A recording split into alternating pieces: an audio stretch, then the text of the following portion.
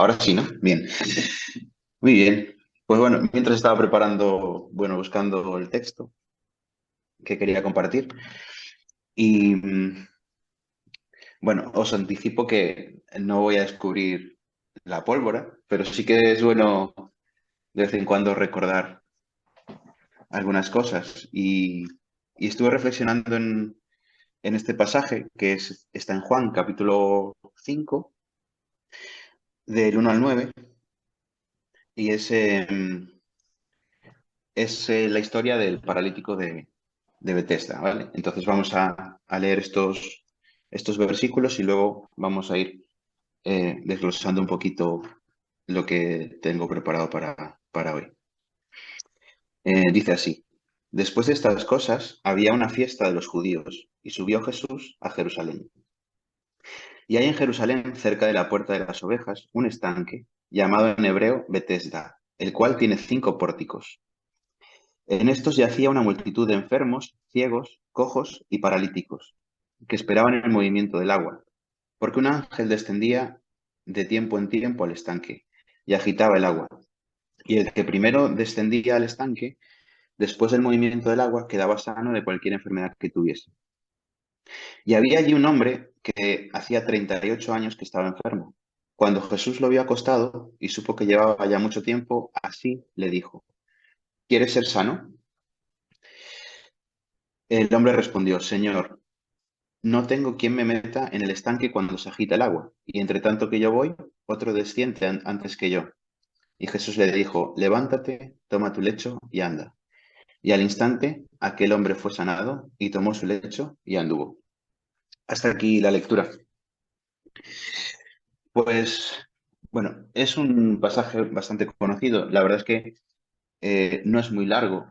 La historia sigue un poquito más, pero quería dedicarle la reflexión a estos primeros versículos. Pero yo siempre la pasé muy por alto esta historia. Y no sé por qué me vino a la cabeza esta semana. Y, y quería destacar algunas cosillas de estos versículos. Y lo primero que quiero destacar, que es como cualquier historia, pues siempre sucede en un lugar. Y nos dice la Biblia en el versículo 2 que esto sucede en un estanque que se encuentra dentro de la ciudad. Y también esto sucede en un tiempo determinado, que es en una fiesta, o sea, en un momento de festejo para el pueblo, ¿no? Y a mí lo que me llamó la atención de esta historia es el contraste que se nos presenta al principio, ¿no? Como dependiendo de dónde te encuentres en la ciudad, en el templo y a sus alrededores, pues tenemos un ambiente más festivo, de celebración, en el que la gente está junta y tiene mucha compañía. Y se me oye bien, ¿no? Porque ahora tuve un salto aquí. Vale, perfecto. Sin embargo, en el estanque, el ambiente es totalmente diferente. Hasta casi contrario, diría yo.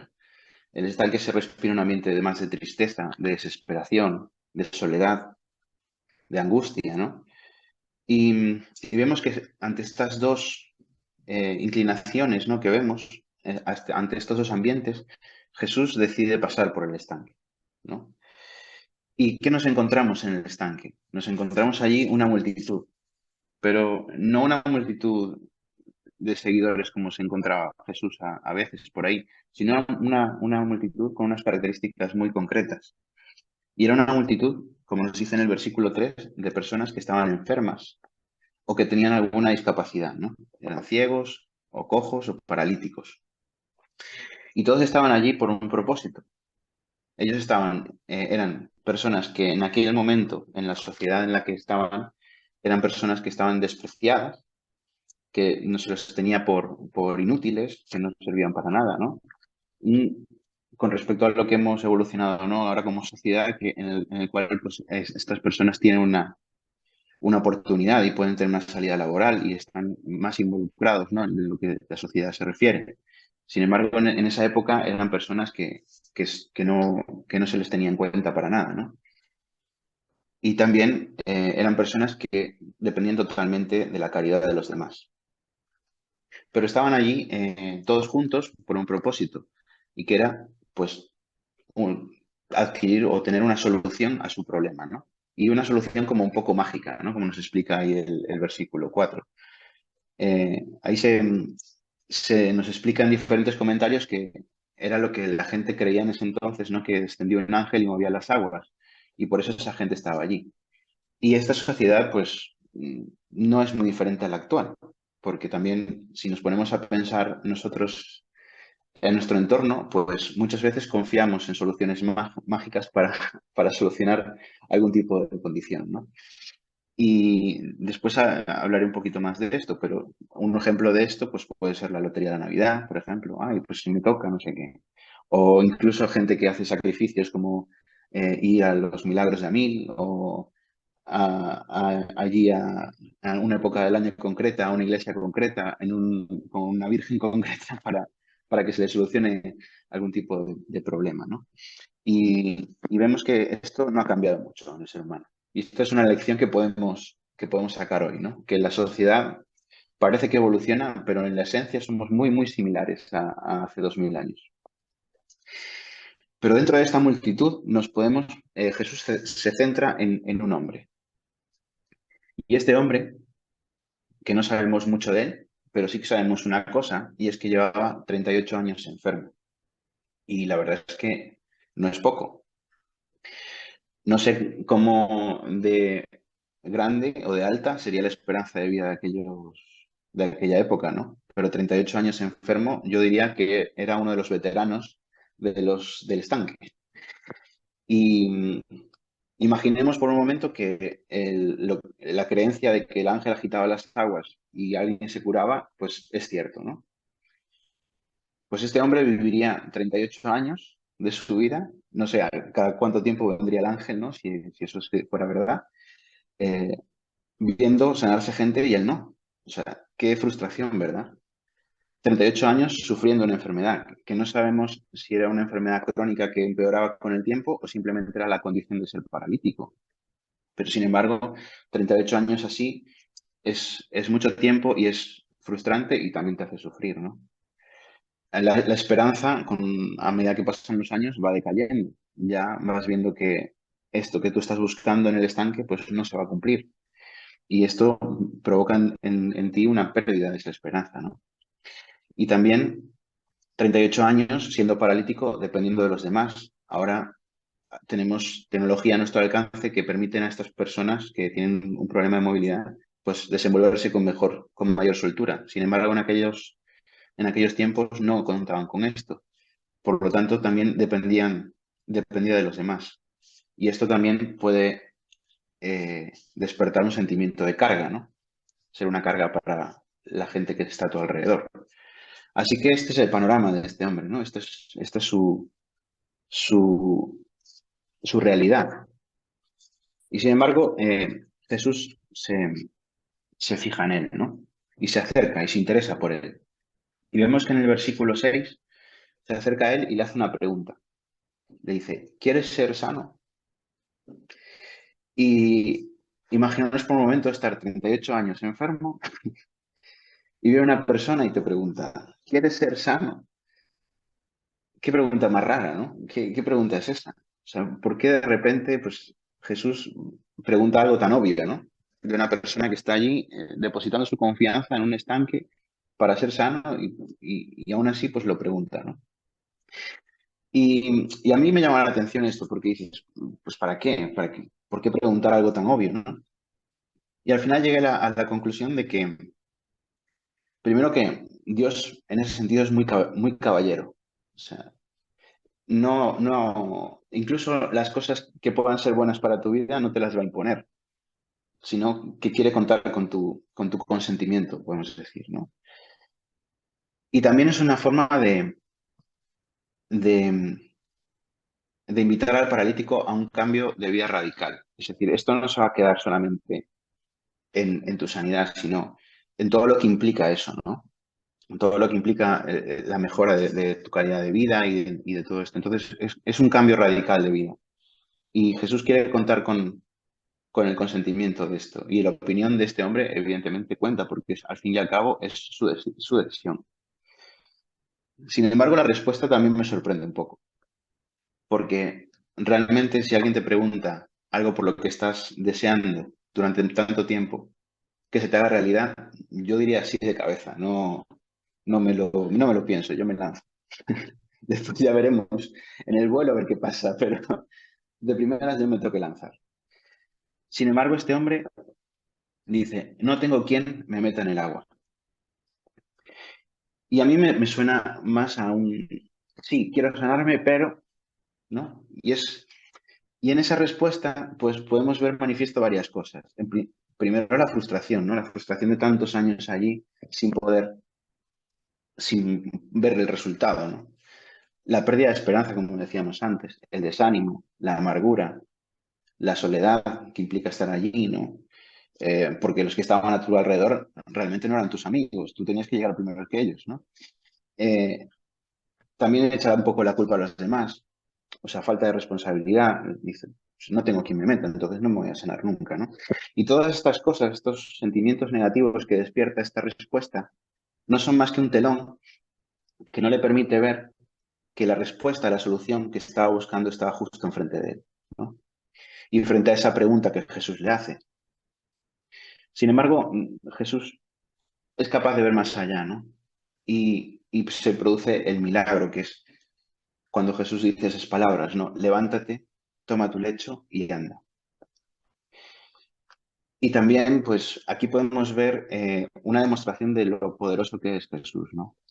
Y cómo le demuestra a esta persona que Él es más poderoso que esas soluciones mágicas que a veces estamos buscando. Pero esto no se queda aquí, sino que eh, Jesús pone la pelota en el tejado del paralítico. Y el paralítico en ese momento tiene dos opciones, o creer o no creer. Y me imagino a ese hombre en ese momento, ¿no? Cuando le dicen, levántate, toma tu lecho y anda.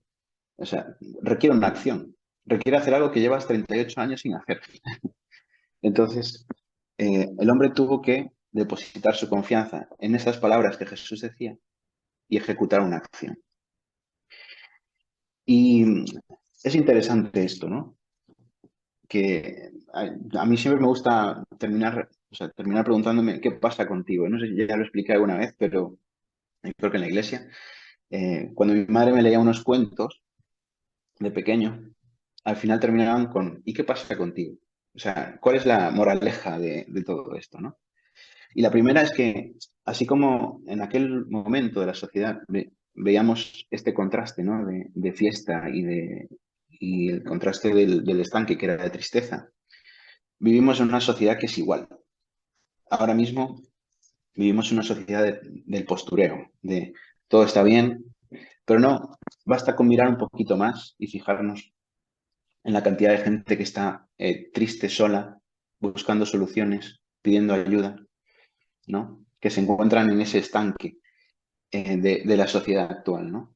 Y a veces ni siquiera tenemos que fijarnos en la sociedad. Muchas veces en nosotros mismos queremos reflejar una, una máscara de felicidad, de alegría y de que todo va bien, y dentro de nosotros estar viviendo en el estanque. Por lo tanto, esa es la primera reflexión, ¿no? Vivimos en una sociedad de postureo y a veces vivimos nosotros mismos en ese postureo. La segunda lección que saco yo de este texto es que muchas veces buscamos soluciones mágicas a nuestra infelicidad. Como decía antes, pues la lotería, los milagros, las peregrinaciones, son varios ejemplos de cosas que hacemos buscando una solución mágica a lo que nos pasa. Y si vamos más profundo, pues a nuestros problemas emocionales, problemas ministeriales, lo que queráis. Lo podéis aplicar en cualquier ámbito de vuestra vida, que siempre vamos a buscar, intentamos que sea lo más rápido y el menos esfuerzo posible, y está en nuestra naturaleza ser así. Eh, la tercera lección que saco de este pasaje es que Jesús te sigue invitando a un cambio de vida radical. Dios sigue preguntando y Jesús sigue preguntando, ¿quieres ser sano? ¿Quieres que te sane? ¿Quieres que cambie esto de ti? Él te está invitando a que le dejes actuar en ese área, ¿no? Y la segunda, perdón, el cuarto punto es, ¿cuál es tu excusa? ¿Cuál es tu sí, pero? Hay que identificar esas cosas que hacen de barrera o de telón, que nos dejan ver que la solución a lo que estamos buscando está en Jesús. Y por último, eh, podemos ver en los últimos versículos, y para mí es también muy importante, es que Jesús te brinda una restauración completa. No se queda a medias tintas. No le dijo al paralítico, levántate, toma tu lecho y anda, y de paralítico pasó a cojo. No, fue andando como una persona normal. Pudo coger su lecho, es decir, no tuvo que hacer rehabilitación, entre comillas, ¿no? Fue una restauración completa. Por lo tanto, para mí es importante que sepamos que Jesús te da la solución, pero Jesús también te brinda una restauración completa. No te va a dejar a medias tintas frente a eso que te pasa, ¿no? Y, y por último ya, y para concluir, la pelota siempre va a estar en nuestro tejado. O sea, Jesús nos invita a cambiar, pero si no somos nosotros los que decidimos cambiar y dejar que Jesús actúe en nuestra vida, Él no va a hacer nada. En ese sentido, lo digo, Jesús y Dios es muy caballero. No va a hacer nada en contra de lo que nosotros queramos hacer. Por lo tanto, para mí, la oración de hoy sería que podamos identificar esas áreas en las que tenemos que cambiar, esas áreas que están paralíticas para Jesús, que están en el estanque buscando una solución mágica y poder dejar que Jesús actúe en esas áreas para que pueda darnos una restauración completa y poder cambiar de vida de forma radical. No solo la nuestra, sino la de los demás. Que Dios os bendiga.